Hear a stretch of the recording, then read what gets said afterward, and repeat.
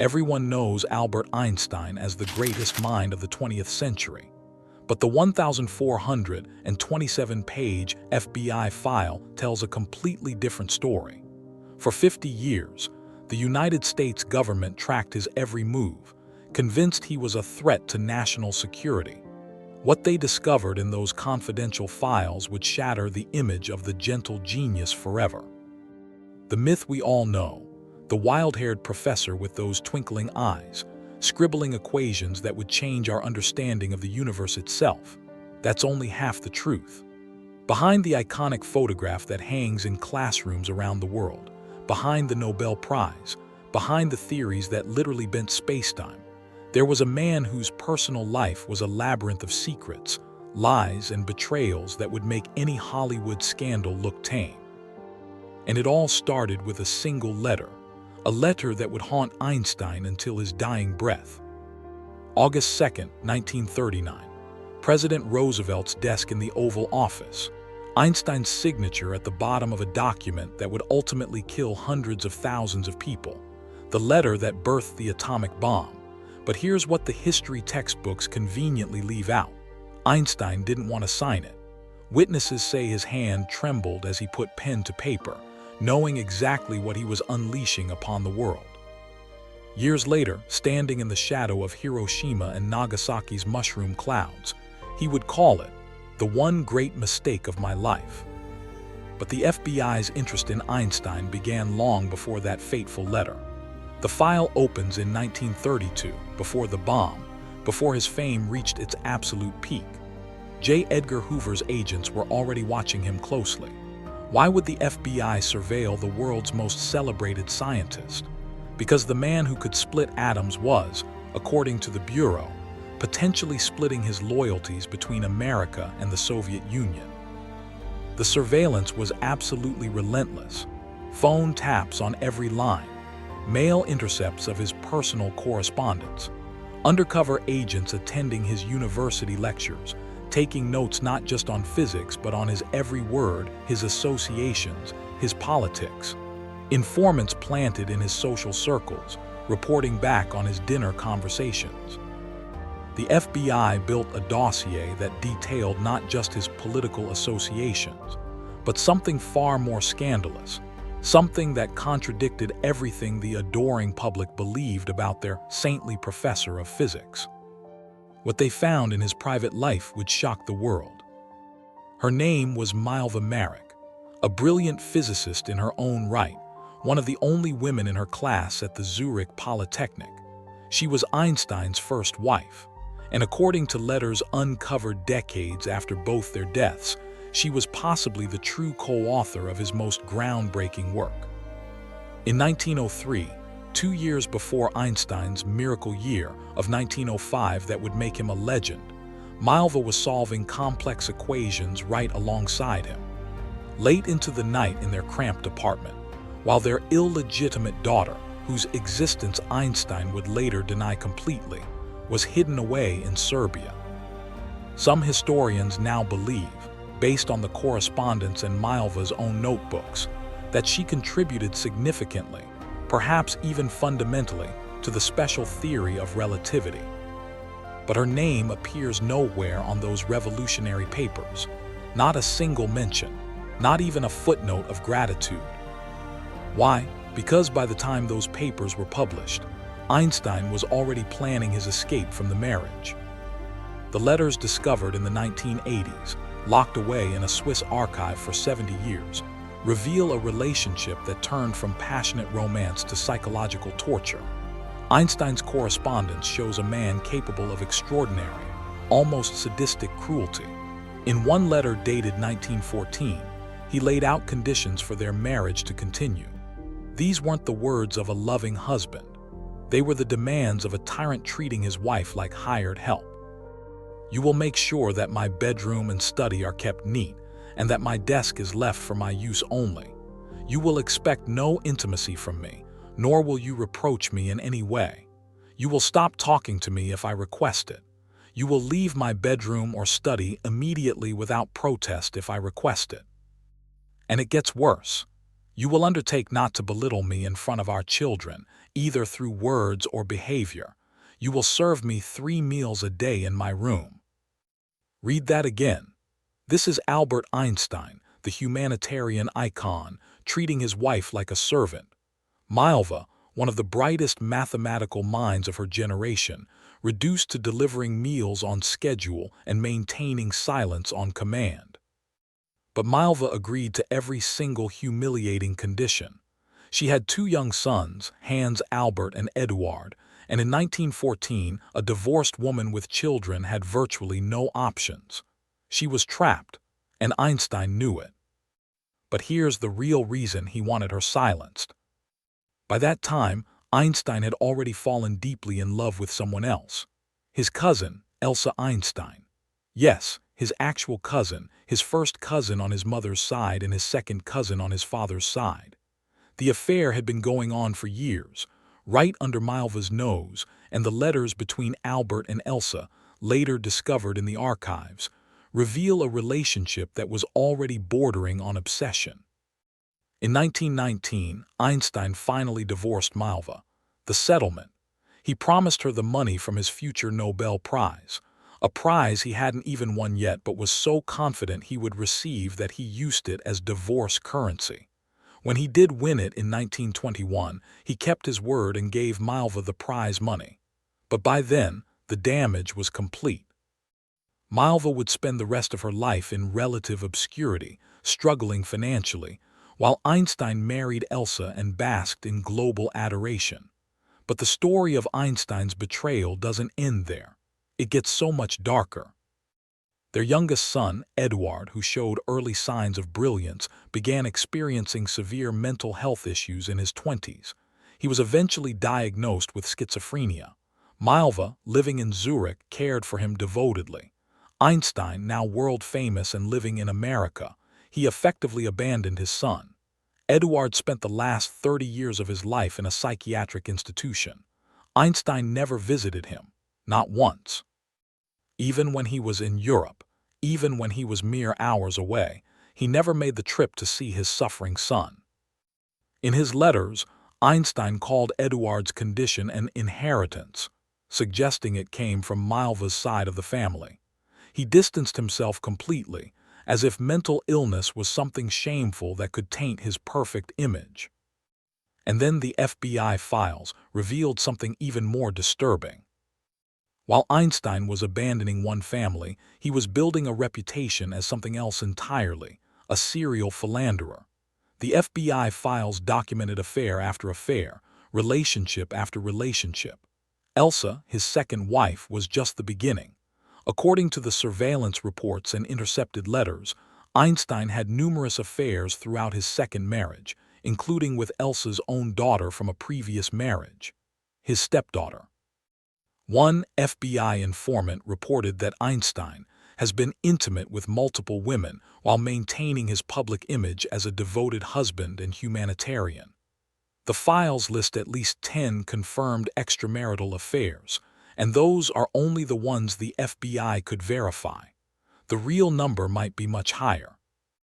Letters discovered years later show Einstein writing to his lovers with shocking casualness about his arrangements.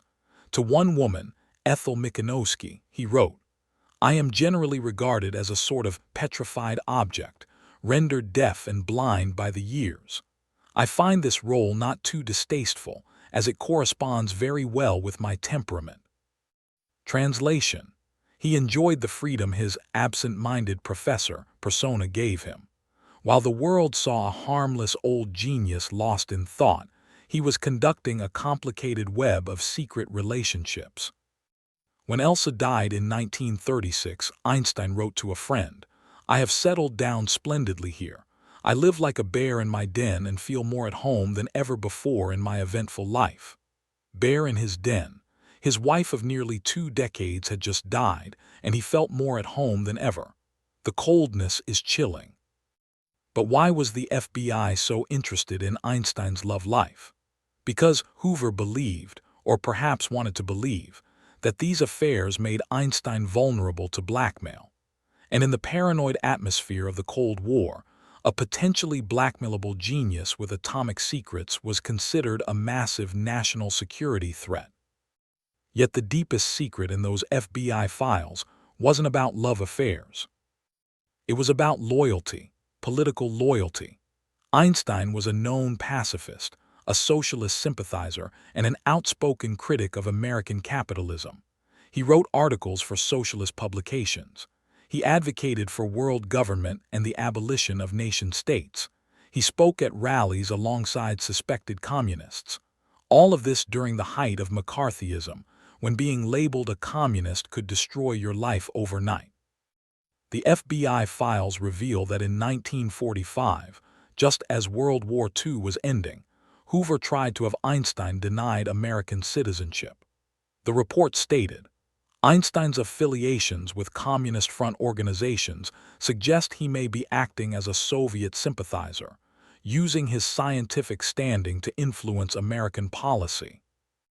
The only reason Einstein wasn't deported or stripped of citizenship was because he was too famous, too beloved by the public. Removing Einstein would have been a public relations disaster. So instead, they just watched him, every phone call, every letter, every public appearance, for 15 more years until his death. In one particularly disturbing memo from 1950, an FBI agent wrote, Subject continues to associate with known communist elements. Subject's scientific knowledge combined with his political views makes him potentially one of the most dangerous individuals in America. Think about that. The man who unlocked the secrets of the universe was considered dangerous not because of his science, but because he believed in peace, equality, and international cooperation. But there's another layer to this story that only came to light decades later, when more files were declassified and family documents were discovered. Einstein's famous letter to Roosevelt, the one that launched the Manhattan Project, he didn't write it alone. It was drafted primarily by physicist Leo Szilard, who feared that Nazi Germany would develop atomic weapons first. Einstein's signature was needed because Roosevelt would actually read a letter from the world's most famous scientist. Einstein was, in essence, a famous name used to legitimize the project. And when the bombs fell on Japan, Einstein was devastated. He told Newsweek magazine, "Had I known that the Germans would not succeed in developing an atomic bomb, I would have done nothing." But by then, it was too late. The genie was out of the bottle, and Einstein's name was forever linked to nuclear destruction. This guilt consumed him for the rest of his life. In his final years, Einstein became increasingly reclusive in Princeton, New Jersey. His secretary, Helen Dukas, controlled access to him completely.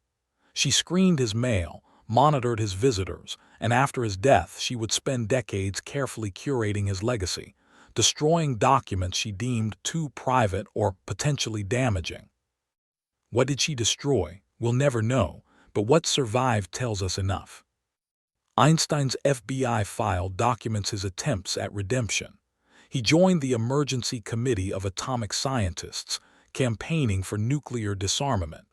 He wrote passionate letters warning of the dangers of nuclear proliferation.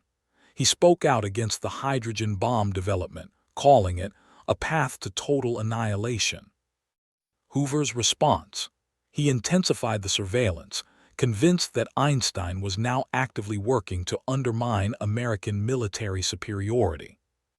In 1952, just 3 years before Einstein's death, the FBI seriously considered arresting him under the Espionage Act. An internal memo states, "Subject's continued advocacy for nuclear disarmament and his associations with communist sympathizers warrant consideration of prosecution." The only thing that stopped them was the international backlash it would cause. Einstein had become too important, too symbolic. Arresting him would have made him a martyr. But perhaps the most tragic revelation in the FBI files concerns Einstein's final attempt at scientific greatness, the unified field theory. For the last 30 years of his life, Einstein worked obsessively on a theory that would unite all the forces of nature into one elegant equation. He failed. The scientific community largely moved on without him, pursuing quantum mechanics while Einstein remained stubbornly fixed on his quest. Why did he fail? Some scientists who knew him personally suggest that his personal chaos, his guilt over the atomic bomb, his fractured family relationships, and the constant FBI surveillance took a psychological toll that affected his work. The gentle genius was, by the end, a tormented man, isolated even from his own children, haunted by the weapon his name helped create. When Einstein died on April 18, 1955, his brain was removed during the autopsy, without permission from his family. The pathologist, Thomas Harvey, took it home and kept it in a jar for decades, cutting it into pieces to send to researchers. Even in death, Einstein's body was not his own. He had become public property, a symbol to be dissected, analyzed, and owned by others. The FBI closed Einstein's file after his death, but kept it classified until 1983, nearly 30 years later, when the Freedom of Information Act finally forced them to release it. When historians and journalists read through those 1,427 pages, they found a portrait of a man nothing like the twinkling-eyed grandfather figure in the posters. They found a man who abandoned his mentally ill son, a man who controlled and humiliated his first wife, possibly stealing her scientific work, a man who serially betrayed his second wife, a man whose personal relationships were marked by coldness and emotional manipulation, a man whose signature on a single letter contributed to the deaths of hundreds of thousands. But they also found a man tortured by conscience, who spent his final decades trying desperately to undo the damage he helped cause. A man who sacrificed his reputation and his freedom to speak out against nuclear weapons. A man who, despite all his personal failures, genuinely believed in peace, justice, and the unity of humankind. So who was the real Albert Einstein? Was he the humanitarian icon on the posters, the cold manipulator in the letters, the dangerous radical in the FBI files, the guilty scientist tormented by his creation? Perhaps he was all of these things.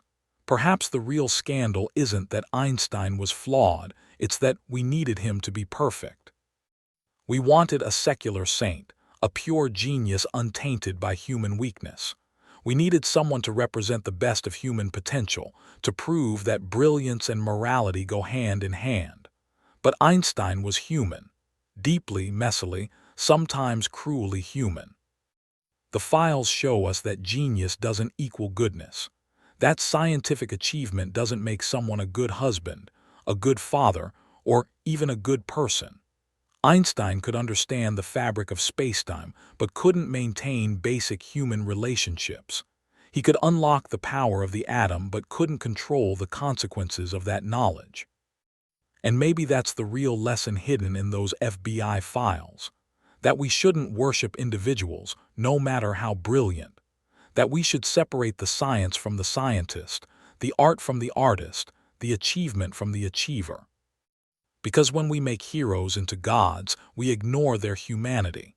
And when we ignore their humanity, we ignore the warning signs, the patterns of behavior, the small cruelties that reveal character. We let the myth erase the man. Today, the FBI files sit in the National Archives, available for anyone to read. But most people never will. Most people will continue to buy the posters, quote the inspirational phrases Einstein never actually said, and believe in the myth. The myth is more comfortable than the truth. The myth is easier to digest than a 1,400-page file full of surveillance reports, intercepted love letters, and evidence of a life far more complicated than the one they taught us in school. But every now and then, a researcher opens those files, and every time they do, they find something new. A detail previously overlooked, a connection not previously made, because the files aren't just about Einstein. They're about power, control, and the price of genius in a world that demands both brilliance and conformity.